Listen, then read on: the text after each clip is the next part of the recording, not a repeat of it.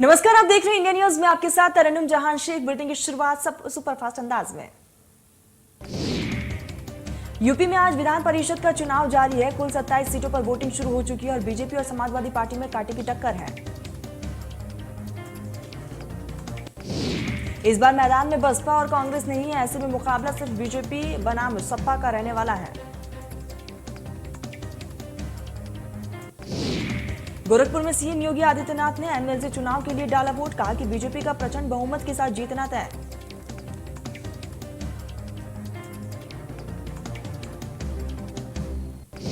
CM योगी ने कहा, महाअष्टमी की बहुत बहुत बधाई। रामनवमी में अयोध्या में समारोह होंगे। राम जन्मोत्सव में कई कार्यक्रम होंगे। वही कहा कि मतदाता के रूप में मैंने मतदान किया है। 9 प्रत्याशी निर्विरोध चुने गए। प्रदेश में बीजेपी की प्रचंड बहुमत से सरकार बनेगी। प्रदेश में 2/3 से अधिक सीटें जीती। योगी सरकार का सभी जिलों के डीएम एसपी को आदेश। कहा कि सरकारी तालाब से हटाए अतिक्रमण। अवैध निर्माण पर बुलडोजर चलाए। किसी भी गरीब का घर न तोड़ा।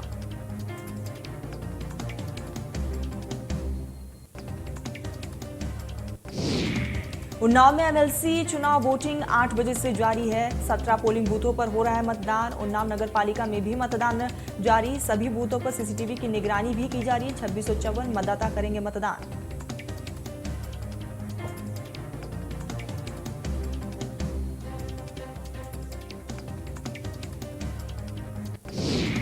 गोंडा में एमएलसी चुनाव में मतदान करने पहुंचे वीआईपी। जिला पंचायत सभागार में मतदान करने पहुंचे बीजेपी पूर्व मंत्री रामपति शास्त्री। केसरगंज सांसद ब्रिज भूषण शरण सिंह और जिला पंचायत अध्यक्ष घनश्याम मिश्रा, नवनिर्वाचित कर्नलगंज विधायक अजय कुमार सिंह और महिला जिला पंचायत सदस्यों ने डाला वोट।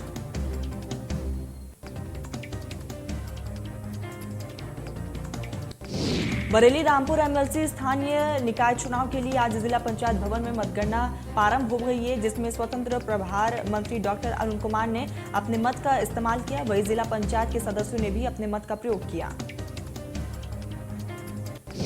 स्वतंत्र प्रहार मंत्री डॉक्टर अरुण कुमार का कहना था कि बीजेपी सभी सीटों पर विजय होकर आएगी। साथ ही साथ बरेली में विकास की गंगा बहेगी। वहीं बरेली में बीजेपी के टक्कर की कोई भी पार्टी नहीं है। इटावा में समाजवादी पार्टी के राष्ट्रीय महासचिव प्रोफेसर रामगोपाल यादव ने सिफई में किया मतदान। कहा कि अगर निष्पक्ष वोटिंग होती है तो हम जीतेंगे।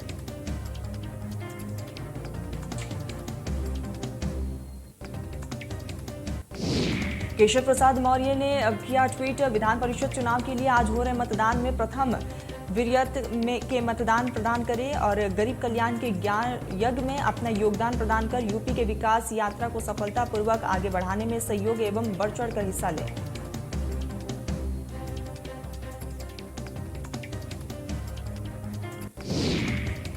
हैक हुआ सीएम योगी के ऑफिस का ट्विटर अकाउंट। जल्द ही रिस्टोर कराया गया सीएमओ का ट्विटर अकाउंट। आधी रात हैक हुआ है सीएमओ का ट्विटर अकाउंट।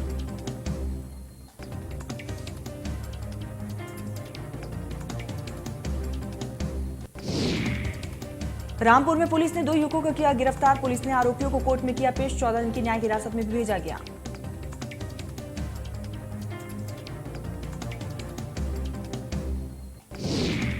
गाजियाबाद में पुलिस की बदमाशों से मुठभेड़। शातिर बदमाश को घायल अवस्था में किया गया गिरफ्तार। कब्जे से चोरी की मोटरसाइकिल बरामद। अवैध तमंचा कारतूस भी बरामद।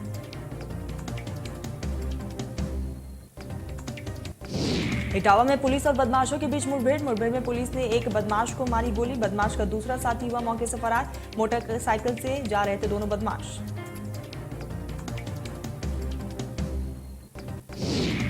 एमपी सिटी कपिल देव सिंह ने की मुठभेड़ की पुष्टि। पुलिस ने बदमाश के पास अवैध हथियार किए बरामद। घायल बदमाश के खिलाफ 12 आपराधिक मामले दर्ज।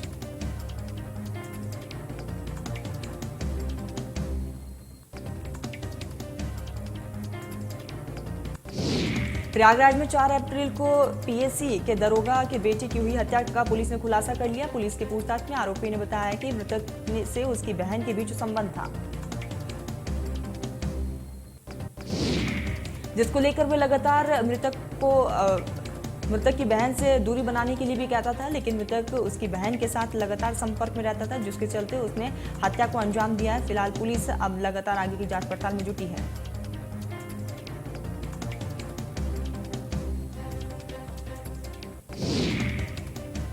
लखनऊ में चलते ट्रक में अचानक से आग लग गई। देखते देखते आग ने विकराल रूप धारण कर लिया। फैजाबाद रोड पर लगी ट्रक में आग।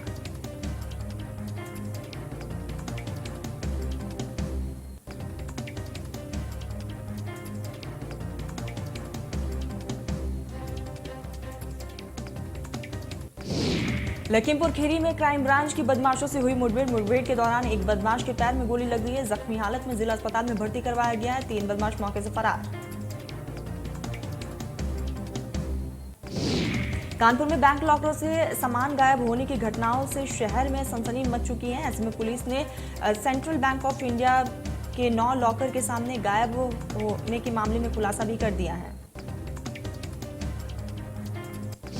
पुलिस ने एक बैंक मैनेजर सहित 4 लोगों को हिरासत में लेकर पूछताछ कर रही है। पुलिस के मुताबिक बैंक कर्मियों की साठगांठ से गोदरेज लॉकर कर्मचारी की मदद लेकर इस फ्रंट को अंजाम दिया गया, लेकिन समय से बंद लॉकर को प्रक्रिया के तहत खोला जाना था। जिसे लॉकर के खोले जाना था उसकी जगह पर दूसरे लॉकर भी खोले गए हैं, उनसे माल उड़ा लिए गए।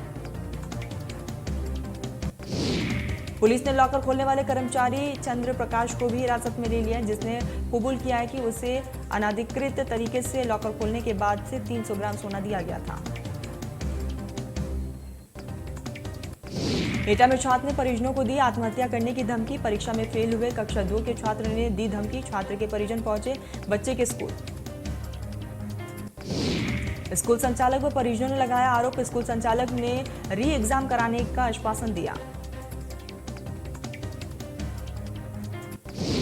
लखनऊ में यूपी की राजधानी में राइस जादों का आतंक देखने को मिल रहा है। खुलेआम सड़कों पर कई राउंड फायरिंग की गई है। गाड़ियों पर खड़े होकर बीच सड़क पर हंगामा करते हुए नजर आए।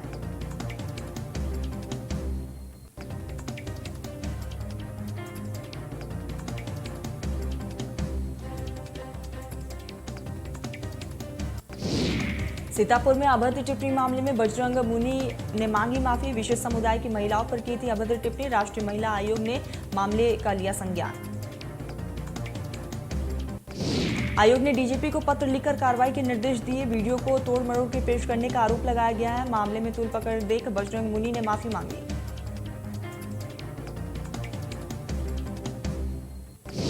आज दुर्गा अष्टमी है। नवरात्र में व्रत रखने के बाद आज दुर्गा अष्टमी के दिन घर घर कन्या का पूजन किया जाता है। वहीं हरिद्वार में भी दुर्गा अष्टमी के दिन कन्याओं का पूजन किया जा रहा है।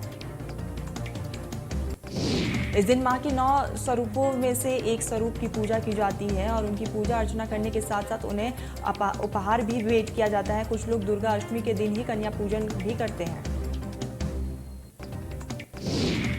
कुछ लोग दुर्गा नवमी के दिन कन्या पूजन करते हैं। हरिद्वार के कार्तिकीय अपार्टमेंट में आज दुर्गा अष्टमी के दिन घर घर कन्याओं का पूजन किया जा रहा है।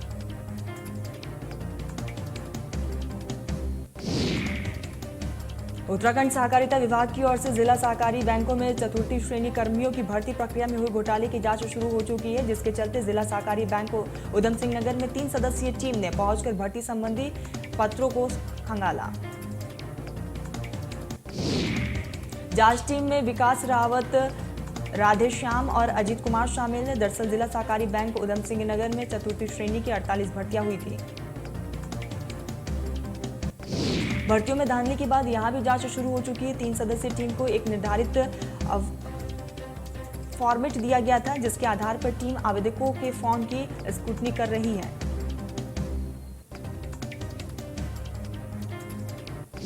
उधम सिंह नगर में भी अतिक्रमण पर बुलडोजर चलाया गया है। किच्छा के दरू गांव में प्रशासन ने सरकारी तालाब पर कब्जा करके बनाए गए अवैध निर्माण को बुलडोजर चलाकर ध्वस्त किया। उधम सिंह नगर के जिला अधिकारी युगल किशोर पंत ने सरकारी भूमि पर किए गए अतिक्रमण को लेकर सख्त निर्देश पारित किए हैं, जिसके बाद प्रशासन ने दरू में सरकारी तालाब पर अतिक्रमण करके बनाए गए अवैध निर्माण को बुलडोजर के सहारे तोड़ा गया।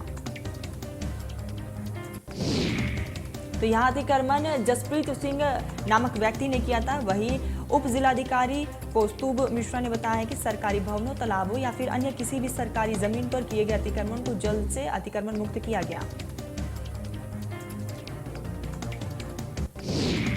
पौड़ी जिले के चोपटा खला विधानसभा क्षेत्र में ग्राम सभा अमोठी में केशरपुर के 70 से 80 परिवार पानी की एक एक बूंद के लिए तरस रहे हैं। मजबूरन ग्रामीणों को कई किलोमीटर दूर जाना पड़ता है पानी के लिए। ग्रामीण कई बार जल संस्थान से लेकर प्रशासन तक को गुहार लगा चुके हैं, लेकिन अब तक मामले में कोई भी सफाई नहीं हुई है। ग्राम सभा अमोठा में केशरपुर में हर घर नल और हर घर जल योजना के तहत पेयजल लाइन खींची गई थी, जिसमें टैंक के जरिए पानी एकत्र कर लोगों को घर तक पहुंचाना था, लेकिन बरसात के कारण पानी का टैंक फूट चुका है, जिससे गांव में पानी की सप्लाई बाधित हो गई है। देहरादून में भीषण गर्मी और उमस से राहत नहीं है। 37 डिग्री के पार तापमान पहुंच चुका। गर्म हवाओं ने यहां पर लोगों का हाल बेहाल कर दिया है। मौसम विभाग की माने तो अब लोगों को कोई भी राहत नहीं मिलेगी। अलर्ट भी जारी किया गया। शुक्रवार को आईपीएल 2022 में टूर्नामेंट खेला गया और सबसे रोमांचक मुकाबला खेला गया। मैच में पंजाब किंग्स ने गुजरात टाइटंस के सामने 190 का टारगेट रखा। राहुल तेवतिया ने लगातार 2 छक्के लगाकर टीम को जीत दिलाई। आज आईपीएल का डबल हेडर शनिवार है। दिन के पहले मैच में चेन्नई सुपर किंग्स और सनराइजर्स हैदराबाद की टीमें मुंबई के डीवाई पाटिल स्टेडियम में दोपहर 3:30 बजे आमने सामने होंगी। आज मुंबई इंडियंस और रॉयल चैलेंजर्स बेंगलुरु के बीच शाम 7:30 बजे खेला जाएगा मुकाबला। सीजन 15 के डबल हेडर का दूसरा मुकाबला है। पुणे के एमसीए स्टेडियम में खेला जाएगा मैच। आरसीबी की कोशिश आज का मुकाबला जीतकर पॉइंट्स टेबल में आगे आना। आईपीएल के डबल हेडर में खेला जाने वाला मुकाबला मुंबई इंडियंस और रॉयल चैलेंजर्स बेंगलुरु की टीम टकराएंगी साथ में। ये match Maharashtra cricket association stadium में खेला जाएगा, जहां आरसीबी 3 में से 2 मुकाबले जीत चुकी है, तो वही एमआई को हार की हैट्रिक बनाने के बाद पहली जीत का इंतजार है। सूचना प्रसारण मंत्रालय ने एनिमेशन, विजुअल इफेक्ट्स और गेमिंग और प्रमोशन टास्क फोर्स बनाया है। प्रमोशन टास्क फोर्स को नेशनल पॉलिसी, कॉलेज और यूनिवर्सिटी में इसको लेकर फार्म वर्क तैयार करने को लेकर भी रोजगार बढ़ाने जैसे काम दिए गए। देश में जल्द ही सभी एटीएम पर कार्डलेस विड्रॉल की सुविधा होगी। आरबीआई इस सुविधा पर काम कर रहा है। सभी बैंकों और सभी एटीएम नेटवर्क में कार्डलेस विड्रॉल की सुविधा के लिए यूपीआई के जरिए ये काम किया जाएगा। आर्थिक मामलों की कैबिनेट राशन की दुकानों समेत अन्य माध्यमी और फोर्टिफाइड चावल वितरित करने के प्रस्ताव को मंजूरी मिल चुकी है। केंद्रीय मंत्री अनुराग ठाकुर ने शुक्रवार को प्रेस कॉन्फ्रेंस में इसकी जानकारी दी। सेंसेक्स और निफ्टी हफ्ते के आखिरी कारोबारी दिन शुक्रवार को बढ़ने के साथ बंद हुआ है। सेंसेक्स 412 की बढ़त के साथ 59,457 पर बंद हुआ, तो वही निफ्टी में 144 अंक की बढ़ोतरी देखने को मिली। वित्तीय साल 2021-22 में डायरेक्ट टैक्स कलेक्शन 49%, जबकि डायरेक्ट टैक्स कलेक्शन 30% बढ़ाया गया है। रेवेन्यू सेक्रेटरी तरुण बजाज ने ये जानकारी दी।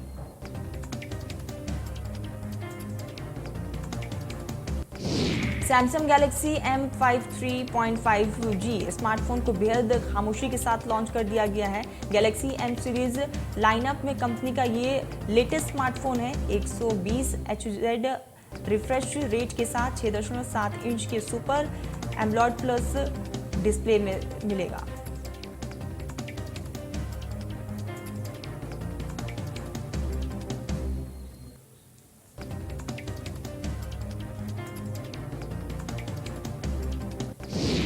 अपने पहले पार्ट के बॉक्स ऑफिस धूम मचाने पर केजीएफ के दूसरे पार्ट की भी प्री बुकिंग शुरू हो चुकी है। 14 अप्रैल को सिनेमाघरों में रिलीज होगी फिल्म। दिल्ली और मुंबई में लगभग हर सिनेमा हाउस में शाम 6 बजे तक फर्स्ट डे फर्स्ट शो हुआ बुक।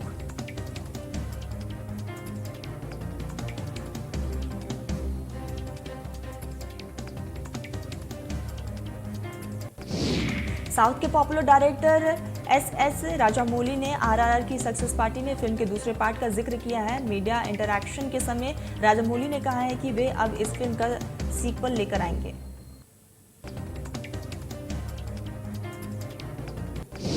सुशांत सिंह राजपूत के केस की जानकारी देने से इनकार किया है। सीबीआई ने एक आरटीआई एप्लीकेशन को इस केस की जानकारी देने से इनकार किया। एसएसआर के निधन के 2 साल बाद भी नहीं थम रहे लोगों के सवाल। सिंगर यो यो हनी सिंह को शो के बीच धमकाया गया। स्टेज पर चढ़ बियर की बोतल लेकर उत्पात मचाया गया। सिंगर के साथ बाकी कलाकारों से भी बदसलूकी की गई। रूस यूक्रेन जंग के 45वां दिन आज जारी है। अभी दोनों देशों के बीच सुलह का कोई भी रास्ता नहीं दिख रहा है। रूसी सेना लगातार यूक्रेन के शहर को निशाना बना रही है।